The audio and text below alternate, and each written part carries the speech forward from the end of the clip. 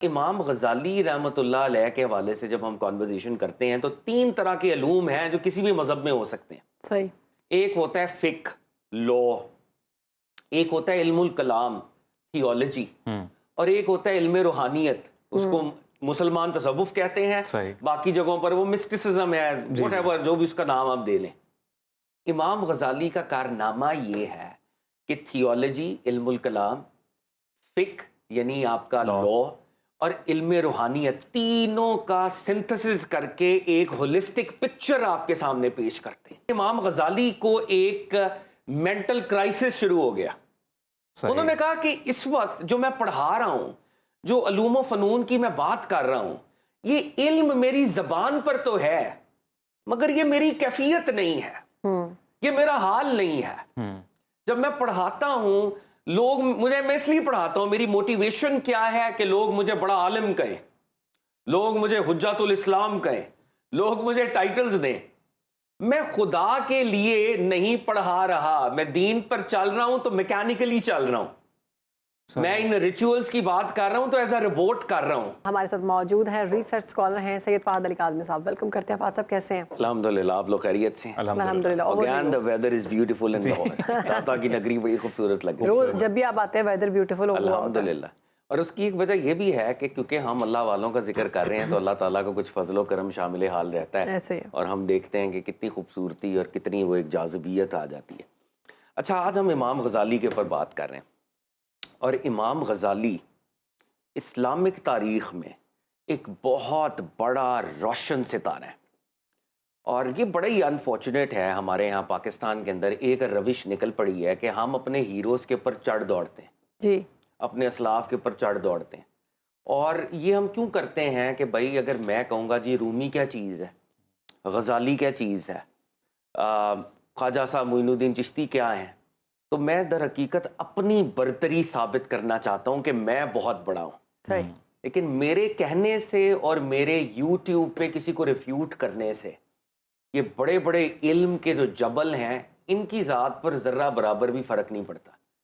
They are literally Mount Everest, oceans of knowledge. تو امام غزالی کی بات شروع کرنے سے پہلے یہ میرے پاس ایک کتاب ہے جی، 50 کی فگرز ان اسلام. صحیح. اور یہ پروفیسر ہیں professor Roy Jackson, King's College London, England کا ٹاپ کی یونیورسٹی اور انسٹیٹیوشن ہے، وہاں کے پروفیسر ہیں. وہ 50 انفلوئنشل لوگ جنہوں نے اسلامی تاریخ کے اندر بہت بڑا ایک انفلوئنس کیا ہے، ان کی ایک فہرست انہوں نے مرتب کی ہے. صحیح. ایکڈیمک فہرست ہے، یہ اس طرح سے نہیں ہے کہ جو مرضی جس کا مرضی نام درج کر دیں. اور امام غزالی کے اوپر انہوں نے ایک پورا سیکشن قائم کیا ہے، اور انہوں نے یہ کہا ہے کہ امام غزالی وہ شخصیت ہیں اسلامی تاریخ کے کہ سرکار دو عالم صلی اللہ علیہ وآلہ وسلم کے بعد، یہ ان کا نظریہ بتا رہا ہوں، اپنا ہمارا شاید یہ نہیں ہے لیکن ان کا نظریہ، سرکار دو عالم صلی اللہ علیہ وآلہ وسلم کے بعد جس مسلم شخصیت نے مغرب کو سب سے زیادہ متاثر کیا وہ امام غزالی تھے. ٹھیک. امام غزالی کی جو تھاٹ ہے، امام غزالی کا جو علم ہے وہ اس درجے کا تھا کہ اس نے مغرب کو سب سے زیادہ متاثر کیا، اور مسلمانوں کا سب سے بڑا دماغ. اور ہمارے 3 طرح کے بیسک علوم ہوتے ہیں کسی بھی دین کے اندر. فہد صاحب، ہم مغرب اس ٹرم میں جب اس کانٹیکس میں یوز کرتے ہیں تو یہ یورپ ہی ہے؟ جی، یورپ، آف کورس. میں اس وقت یورپین، کیونکہ وہ ریسرچ کرتے ہیں نا، ہمارے یہاں تو ریسرچ کا کوئی رواج ہے نہیں اس وقت. تو پچھلے 300-400 سال کے اندر جو ریسرچ اسلام کے اوپر وہاں پہ ہو رہی ہے اس میں وہ سب سے زیادہ ان سے متاثر ہوئے کہ یہ بندہ جو ہے یہ، اور ان کی بہت سی ٹرانسلیشنز بھی ہوئی، اس کو بھی ہم دیکھ لیتے ہیں. اچھا، امام غزالی رحمۃ اللہ علیہ کے حوالے سے جب ہم کانورزیشن کرتے ہیں تو 3 طرح کے علوم ہیں جو کسی بھی مذہب میں ہو سکتے ہیں. صحیح. ایک ہوتا ہے فقہ، لا، ایک ہوتا ہے علم الکلام، تھیولوجی، اور ایک ہوتا ہے علم روحانیت. اس کو مسلمان تصوف کہتے ہیں، باقی جگہوں پر وہ مسٹسزم ہے، واٹ ایور جو بھی اس کا نام آپ دے لیں. امام غزالی کا کارنامہ یہ ہے کہ تھیولوجی، علم الکلام، فقہ یعنی آپ کا لا، اور علم روحانیت، تینوں کا سنتھسس کر کے ایک ہولسٹک پکچر آپ کے سامنے پیش کرتے ہیں. صحیح. یہ بہت بڑا کارنامہ ہے ان کا. कोई नई ब्रांच बनी वहाँ से? नहीं, मतलब ये एक synthesized version of religious sciences, मतलब वो एक सिंथेसाइज करके, यानी वो ब्रांचेस जो कि अलहदा थी और जिनको हम ऑपोजिशन में एट टाइम समझते हैं।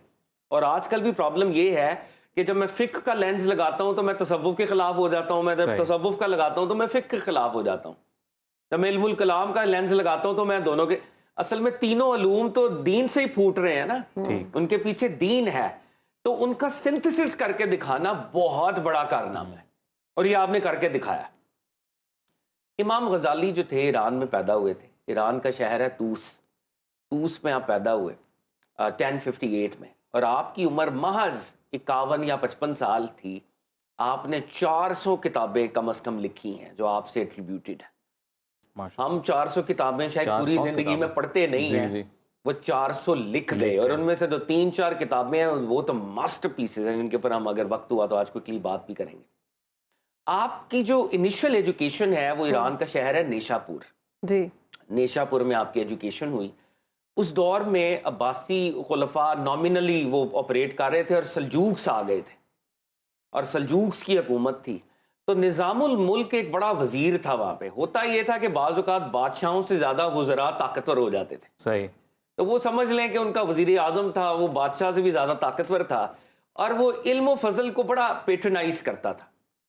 उसने ये कहा कि पूरी इस्लामी सल्तनत में मैं मदारिस का एक नेटवर्क कायम करूँगा जहाँ पर फ्री एजुकेशन, बोर्डिंग, लॉजिंग ये सब फराहम की जाएगी। और वो जो मदरसा था, उस मदरसे को वो कहता था, उस चेन ऑफ मदरसा को वो कहा गया मदरसा निज़ामिया, निज़ामुल मुल्क के नाम पे वो एक पूरा नेटवर्क। ठीक, तो उस निज़ामिया मदरसे की एक शाख जो नेशापुर में थी, वहाँ पर आपने अपनी इनिशियल एजुकेशन हासिल की। और इमाम जुवैनी बहुत बड़े स्कॉलर थे, वो आपके उस्ताद थे, और आपने उनके साथ उलूम व फ़नून सीखे। आप इल्मुल कलाम के दर्जे पे, अकायद के दर्जे पे आप अशारी में अशाराइट थे, इमाम अबुल हसन अशरी को फॉलो करते थे, सही, फिक्र में आप इमाम शाफई को फॉलो करते थे, आप बहुत बड़े स्कॉलर बन गए।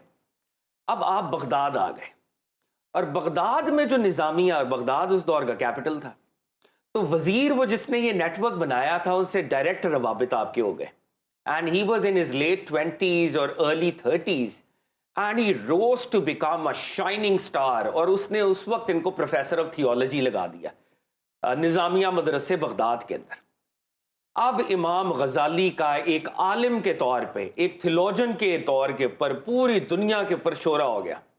स्टूडेंट्स आते थे कि जी इमाम गजाली से पढ़ेंगे, और इमाम गजाली पढ़ा रहे हैं, और वो सारा मामला है, फेम बढ़ता जा रहा है। लेकिन इमाम गजाली को एक मेंटल क्राइसिस शुरू हो गया।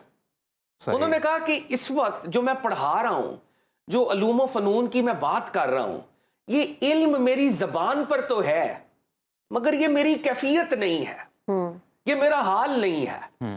जब मैं पढ़ाता हूं, लोग मुझे, मैं इसलिए पढ़ाता हूं, मेरी मोटिवेशन क्या है कि लोग मुझे बड़ा आलिम कहें, लोग मुझे हुज्जतुल इस्लाम कहें, लोग मुझे टाइटल्स दें। मैं खुदा के लिए नहीं पढ़ा रहा, मैं दीन पर चल रहा हूं तो मैकेनिकली चल रहा हूं, मैं इन रिचुअल्स की बात कर रहा हूं तो एज अ रोबोट कर रहा हूं। मेरी जिंदगी का ये मकसद नहीं था, मेरी जिंदगी का मकसद था कि मैं खुदा को पाऊं।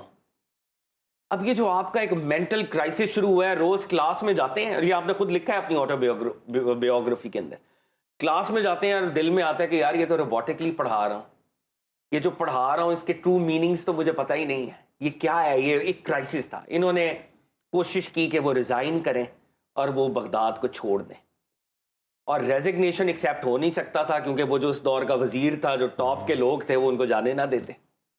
तो अब उस दौर में एक चक्कर होता था कि अगर आपने कहीं पर रेजिग्नेशन देना है तो उन्हें कहें कि मैं हज पे जाना चाहता हूँ। अच्छा, तो क्योंकि उस दौर में हज एक लंबी बात होती थी, तो फिर आपको छुट्टी मिल सकती थी। तो आपने वो वजीर को कहा जो ओवरऑल इंचार्ज थे कि मैं हज पे जाना चाहता हूँ, मुझे आप जाने दें। उन्होंने जाने दिया फॉर 10 years।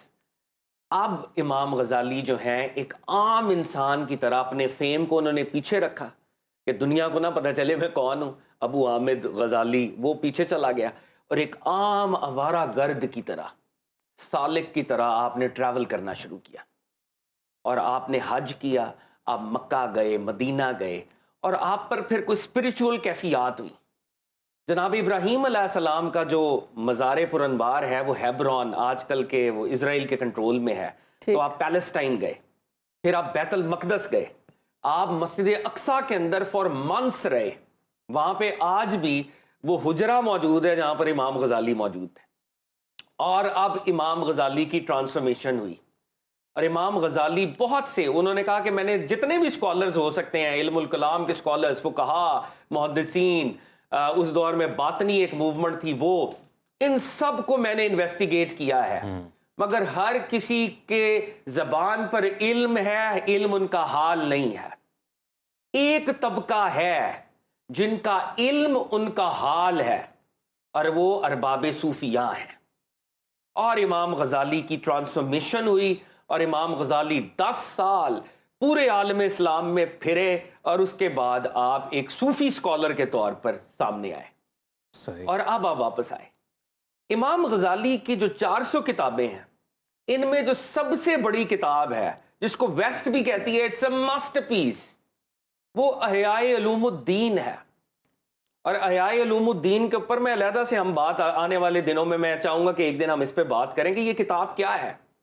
आपकी दूसरी बड़ी किताब जिसमें आपने उस दौर के फिलोसफर्स को चैलेंज किया, तहाफतुल फलासफा, कि वो क्या गलतियां हैं जो फिलोसफर्स कर रहे हैं और फिलोसफर्स के वो कौन से अकायद हैं जो इस्लाम से टकराते हैं और उनको रैशनली कैसे रिफ्यूट किया जा सकता है। तो तहावतुल फलासफा, और उससे पहले आपने एक और किताब लिखी थी द एम्स ऑफ फिलोसफर्स, मकासिदुल फलासफा। सही। वो किताबें वेस्ट में उस वक्त लैटिन में उनका तर्जुमा हुआ था, हिब्रू में उनका तर्जुमा हुआ था, और इमाम गजाली को उस वक्त से वो वेस्ट में 1200-1300 ईस्वी की बात कर रहा हूं, तब से वो पढ़ रहे। ठीक। और आपकी जो एक और किताब है जो अपने दर्जे पे मास्टरपीस है, अल मुनकिज़ मिन ज़लाल, डिलीवरेंस फ्रॉम एरर। ठीक है जी। मैं एरर वाले पाथ पे था, मुझे सैल्वेशन कैसे मिली, आपकी ऑटोबायोग्राफी है। बहुत इंशाल्लाह ये नेक्स्ट इस पर बात करेंगे। आज हमारे प्रोग्राम का जो वक्त है वो खत्म हो चुका है।